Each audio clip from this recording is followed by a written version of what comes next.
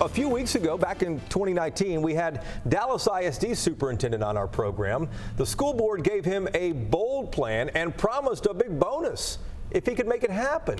He just has to eliminate failing schools, improve African American performance in the classroom, among other things. All of that by the end of this school year. Is it realistic?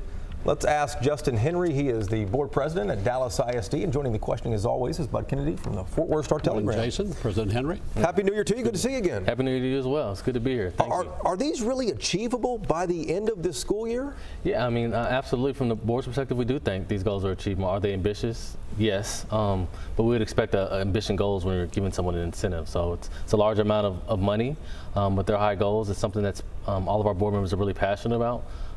We had a long, kind of prolonged process to get to not only the district goals, but also the incentive goals and what was a priority for us in the district. So yes, in short, easy, no. Indeed not. You know, the board created these targets, these 4 goals for the superintendent, but isn't this his job anyways? Yeah, it is his job, and that's some of the feedback that he said as well. But we wanted to make sure, from my perspective, that when we're making a public statement, these things are important to us. Our students getting associate degrees.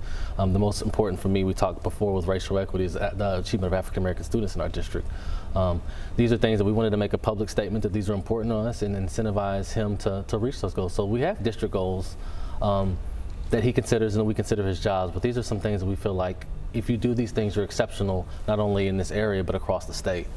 These goals would be setting precedent across the state. And what happens, though, if the superintendent cannot meet these goals by the end of the school year?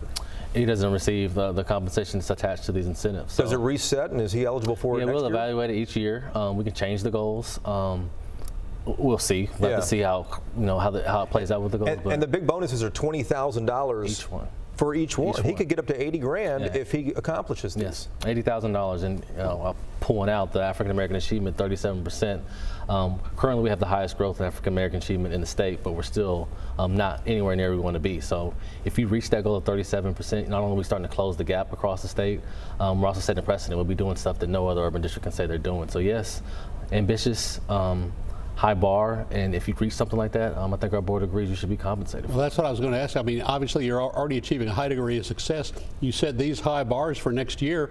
Then if he achieves all those, let's say he clears all those bars, are you going to give him all the money again the next year? Do you set it higher? What do you do the following year?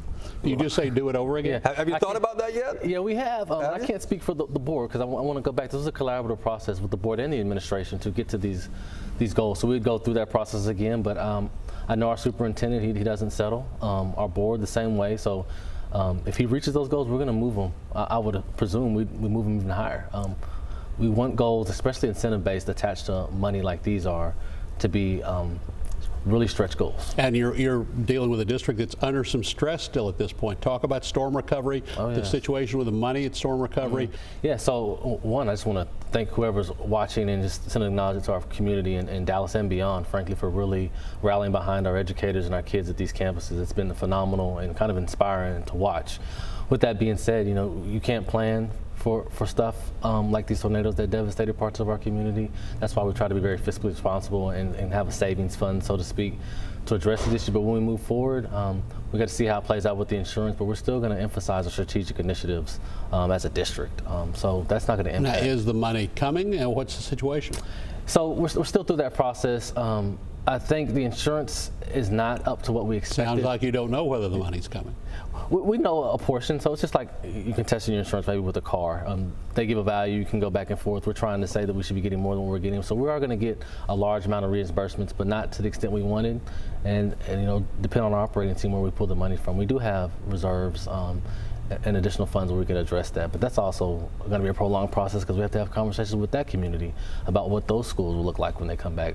Do we build them as they were? Do we change the grade and the scope? So that's going to be a longer, more prolonged process. To rebuild these schools, if there's not any federal reimbursement, do you think that taxes are going to have to be increased at all?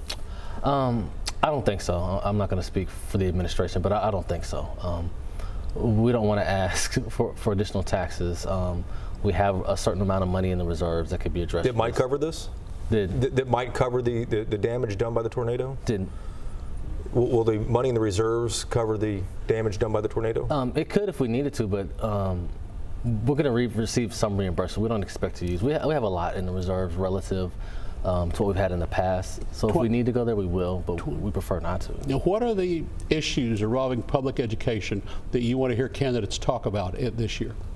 Funding. I know we had HB 3 pass our last state legislative session, which was very helpful to the district. It required us to change some programs, but overall it's very helpful. But we're still not where, in my opinion, we need to be when it comes to funding public education from the state level. So I'd love to talk to them about empowering teachers, getting resources to teachers, getting resources to the local campuses.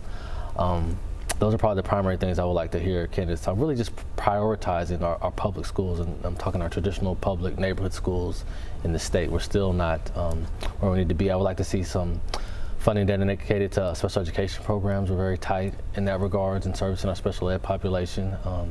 So those are things I'd like to hear. Any candidate talking about public education, I think is on the right track. Is there a specific issue, though, that Dallas ISD is going to lobby for in Austin? In the upcoming session, in the 2021 session, yeah, next year. So we sit down and have those discussions as a board and with the administration and come up with those initiatives. And there's still time to yeah, still time. Yeah, we're still going to take our time with that. Gotcha.